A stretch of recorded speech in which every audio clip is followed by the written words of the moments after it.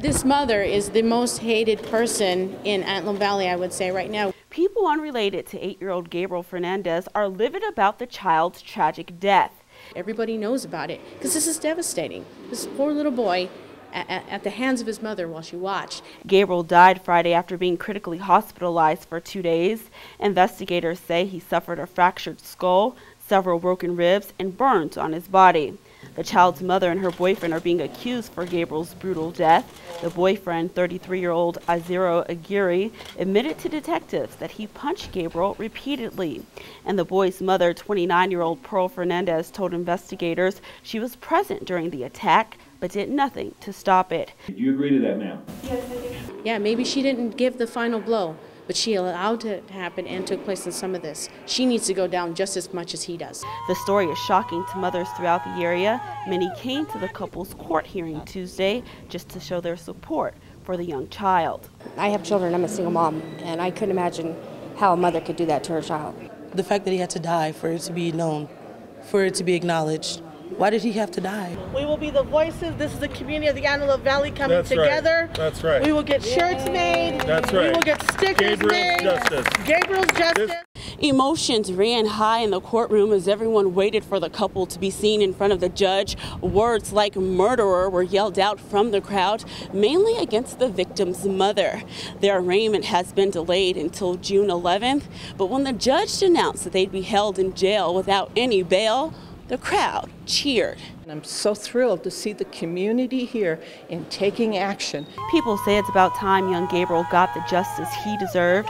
Gabriel's neighbors, teachers, friends, and family all knew that he was being abused at home, but no one was able to save his life. You know, why wasn't the Sheriff's Department doing their investigation? Why didn't DCFS do it? Now you want to do an investigation? It's a little bit late. This little boy lost his life.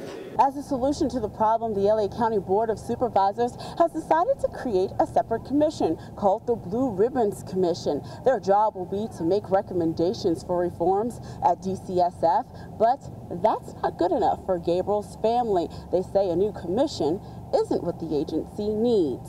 They've said already in 2008 they'd had sent some type of commission or people handle and look what's been done.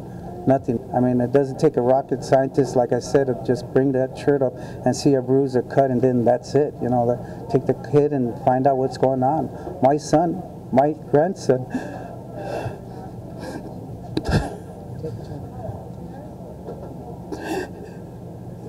he suffered.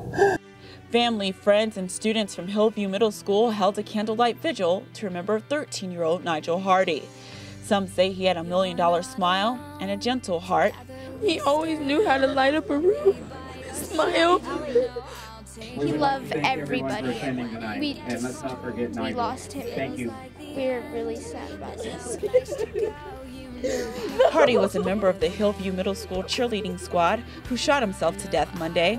Detectives say the teen had been distraught and ran away from home after getting expelled from school last week. This following a fight on campus with another student. They say bullying may have sparked the fight. They are not speculating on what caused the young man to kill himself. School officials maintain they have a zero-tolerance policy towards bullying, and state leaders are hoping laws will stop it. Well, what we're going to do is to give the school the tools they need to do with bullying. The education code now says they may suspend for bullying for up to 5 days. I'm going to see if I can change that code to say they shall suspend for up to 5 days. Friends and family just wish Hardy had asked for help instead of resorting to tragedy. Remember, there's always someone you can go to talk to. There's always someone there for you. So let's just stop this bullying and let's prevent this from ever happening again. Do it for Nigel. Do it for his family. Just stay strong and don't try to hurt yourself. Just make sure you talk to someone to get help. Keep your head up. Whatever you do, whatever they say to you, just walk away. Their count does not matter. It does not matter. The State Assembly has decided to make the third Thursday of April a day of silence to remember Hardy's struggle and to condemn bullying. Rest in peace, bro. That's all I gotta say. In Palmdale, Jordan Taylor, Time Warner Cable News. I apologize to the gay community in particular and to those who was offended by the statement or the slur that was made. Lancaster City Commissioner Stan Muhammad says he regrets a homophobic remark he made at a Trayvon Martin peace gathering Saturday. In this video clip from the rally, Muhammad is heard using a derogatory word sometimes used to insult members of the gay and lesbian community. Here's a portion of Muhammad's controversial speech. There's going to be 4 areas that we're going to concentrate on. One of them is social awareness. We all need social awareness, don't we? Especially our young people who's following behind these, I can't even speak the way I want to speak because sisters is here. But the young people is following behind in this industry. Straight up. When we sat down with Muhammad, he said his harmful language had nothing to do with homosexuals in the community. Instead, he wanted to address issues of morality and the hip-hop culture. I didn't have the gay community on my mind when the slur came out. I had the fact that our young people is dying, literally, mind, body, and soul. And the industry must take some type of accountability toward why the music is so degrading.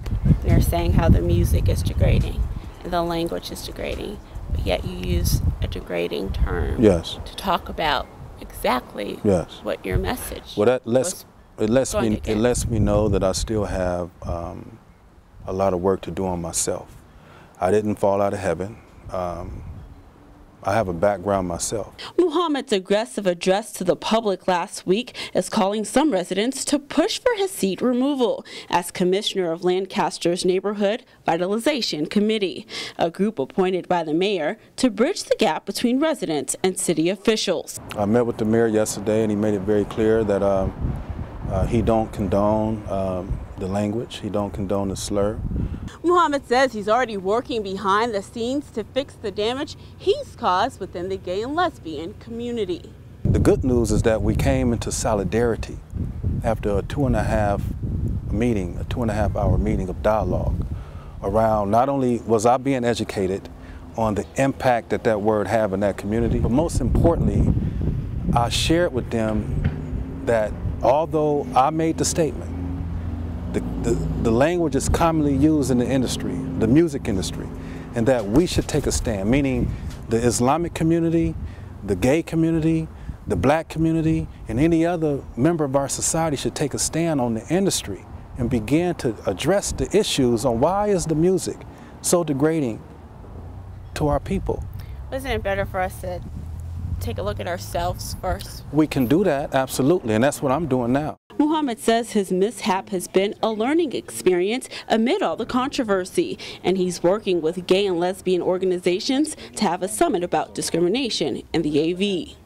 Are you making a public apology to save face, or because it's genuine? I'm making a public apology because it's the right thing to do. In Lancaster, Jordan Taylor, Time Warner Cable News. Senator Steve Knight and many other local leaders say AB 1266, or the new bathroom bill, is a poor law of value and privacy. Senator Knight called lawmakers in Sacramento idiots for allowing transgender students to choose which bathrooms they want to use or which sports teams they want to participate in. That's the biggest problem Knight says he has with this new bill. If we have a 6'4", 250-pound boy who can bench press 350 pounds and he wants to try out for the girls' basketball team, he can. And there's really nothing the coach can do about it.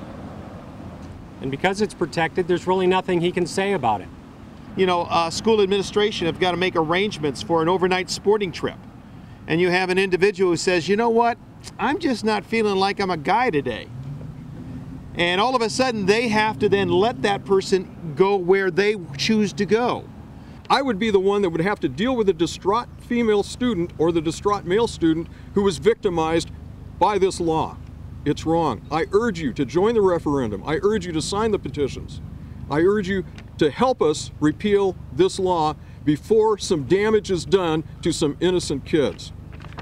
Now, in order for the referendum to qualify, 700,000 signatures are needed on this paper or papers like this to place the law on hold and to place the law on next year's ballot so voters can get a chance to give their say. We'll continue to follow up on this story as it unfolds. In Lancaster, Jordan Taylor, Time Warner Cable News.